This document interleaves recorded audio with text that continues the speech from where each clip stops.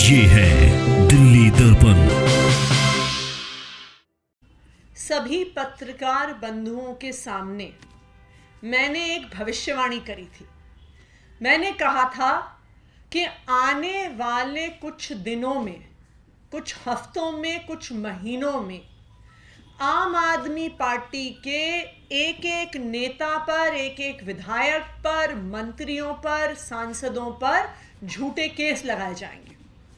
मैंने ये भविष्यवाणी करी थी कि भारतीय जनता पार्टी अपनी एक एक एजेंसी को हमारे पीछे लगा देगी, झूठे केस बनाएगी, जेल में डालेगी, छापे मारेगी।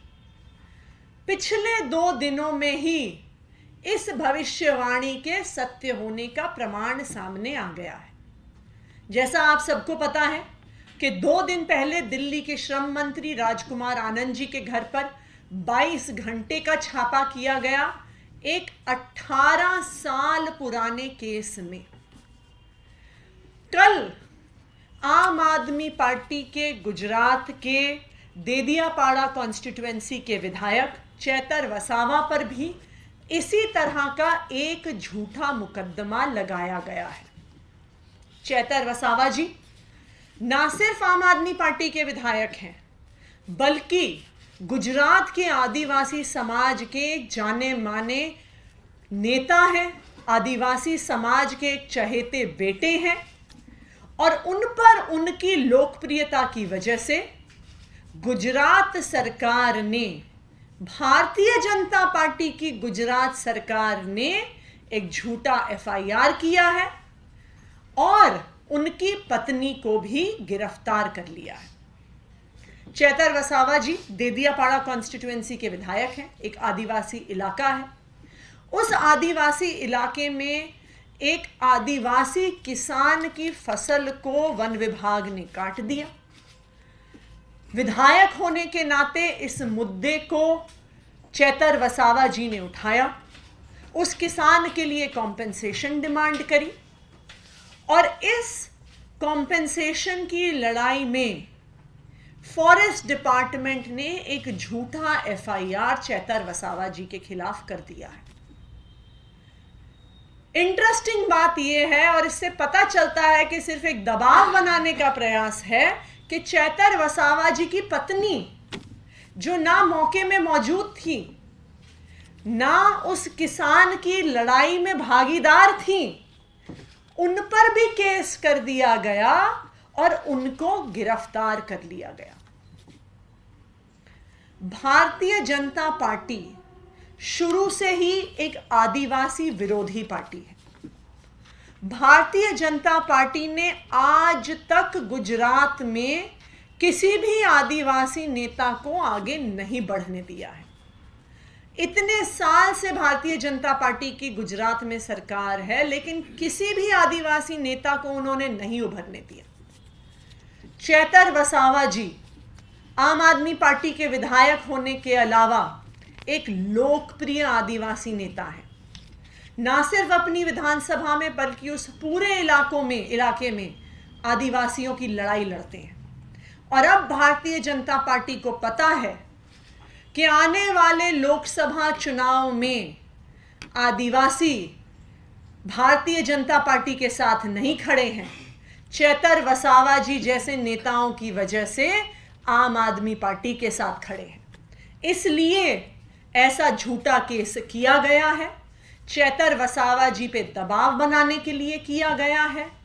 उनको लोकसभा के चुनाव में आम आदमी पार्टी के लिए कैंपेन ना कर पाए वो, इसलिए किया गया है। लेकिन मैं भारतीय जनता पार्टी को ये बताना चाहती हूँ कि आम आदमी पार्टी के नेता अपने सिर पर कफन बांध कर निकले हैं। वो आपकी धमकियों से, झूठे केसेस से और जेल की धमकियों से डरने वाले नहीं हैं। आपने चेतर वसावा जी पर झूठा केस किया है, आपने उनकी पत्नी को जेल में डाला है। इसका जवाब सिर्फ आम आदमी पार्टी नहीं देगी, इसका जवाब गुजरात के आदिवासी भाई बहन आपको देंगे जिनके एक बेटे को आप फंसाने की कोशिश कर रहे हो, जिनके एक नेता को आप फंसाने की कोशिश कर रहे हो, जिनकी एक मजबूत आवाज को आप दबाने की कोशिश कर रहे हो।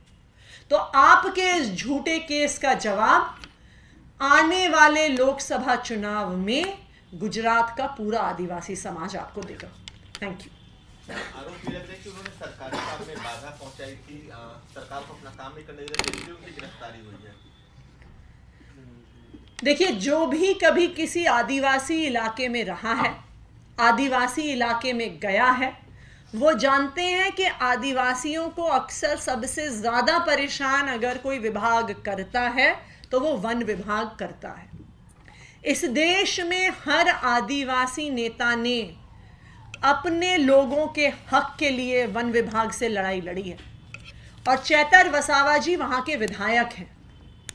अगर किसी व्यक्ति के साथ कोई अन्याय हो रहा होगा, अगर उसकी खड़ी फसल को काट दिया जाता है, आप एक आदिवासी की स्थिति समझिए, उसकी अगर खड़ी फसल कट जाती है तो उसके पास साल भर के लिए अपने परिवार को खिलाने पिलाने के लिए कुछ नहीं होता। तो एक विधायक होने के नाते, उस समाज का बेटा होने के नाते, एक आदिवासी किसान के हक की लड़ाई लड़ना चैतर वसावा जी की जिम्मेदारी है। लेकिन हमें भी पता है कि ये तो अभी शुरुआत हुई है। इस शुरुआत में ही संजय सिंह जी को अरेस्ट कर लिया गया है, अरविंद केजरीवाल जी को समन्स भेज दिए गए हैं, राजकुमार आनंद जी के घर पे छापा पड़ गया है, आज चैतर वसावा पे केस हो गया है, उनकी पत्नी को गिरफ्तार कर लिया गया है। जब तक लोकसभा चुनाव आएगा, अनगिनत आम आदमी पार्टी के कार्यकर्ताओं को, नेताओं को, विधायकों को, मंत्रियों को, सांसदों को ऐसे केसेस में फंसाया जाएगा और उन्हें जेल में डाला जाएगा। जिस समुदाय से चैतर वसावा जी आते आदिवासी समुदाय से, उनकी मध्य प्रदेश छत्तीसगढ़ में संख्या काफी है, तो क्या आने वाले विधानसभा चुनाव में इसका असर पड़ेगा? देखिए, चैतर वसावा जी एक आदिवासी समाज के चहेते बेटे हैं। उन्होंने लगातार गुजरात में आदिवासियों के हक की लड़ाई लड़ी है, मुश्किल परिस्थितियों में आदिवासियों का साथ दिया है। मुझे पूरा भरोसा है कि आदिवासी समाज उनके साथ खड़ा रहेगा। एक सवाल इससे थोड़ा हटके है। आप लोगों ने दावा किया कि सेंट्रल एजेंसीज का मिसयूज हो रहा है। भूपेश बघेल जो छत्तीसगढ़ में कांग्रेस के मुख्यमंत्री हैं, उनके खिलाफ भी ईडी जांच कर रही है और अब आरोप लगाया जा रहा है कि 500 से ज्यादा करोड़ रुपए के घोटाले में वो इन्वॉल्व है।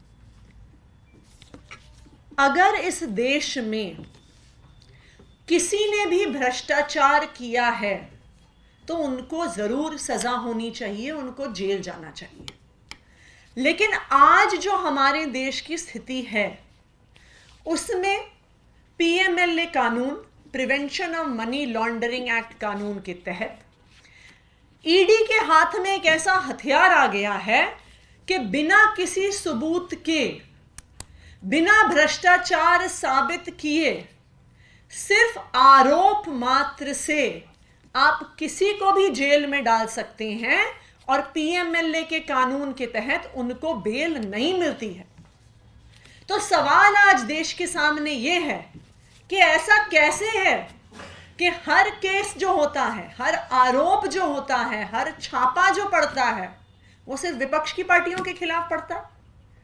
कांग्रेस के नेताओं के घर पे छापे पड़ते हैं, आम आदमी पार्टी के नेताओं के यहाँ छापे पड़ते हैं, टीएमसी के नेताओं के यहाँ छापे पड़ते हैं, डीएमके के नेताओं के यहाँ छापे पड़ते हैं, एनसीपी के नेताओं के यहाँ छापे पड़ते हैं, शिवसेना के नेताओं के यहाँ छापे पड़ते हैं।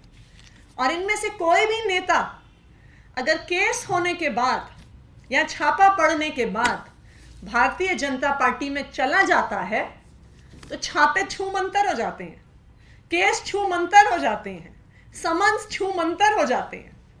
तो ये बात बिल्कुल साफ है कि ईडी, सीबीआई, पुलिस, इंटेलिजेंस, हर एजेंसी को आज विपक्ष को दबाने के लिए इस्तेमाल किया जा रहा है। और एक ऐसा कानून है ये पीएमएलए जिसमें बर्डन ऑफ प्रूफ अक्यूज्ड पर आ जाता है और उनको बेल नहीं मिलती है। इसीलिए केंद्र सरकार अपने सारे विरोधियों को, उन सब राज्यों में जहां पे वो चुनाव नहीं जीतती है, उनको दबाने के लिए ये प्रयास कर रहे हैं। लेटेस्ट खबरों के लिए सब्सक्राइब करें हमारा YouTube चैनल या फिर लॉग ऑन करें www.delhidarpantv.com। खबरों की कवरेज और विज्ञापनों के लिए संपर्क करें।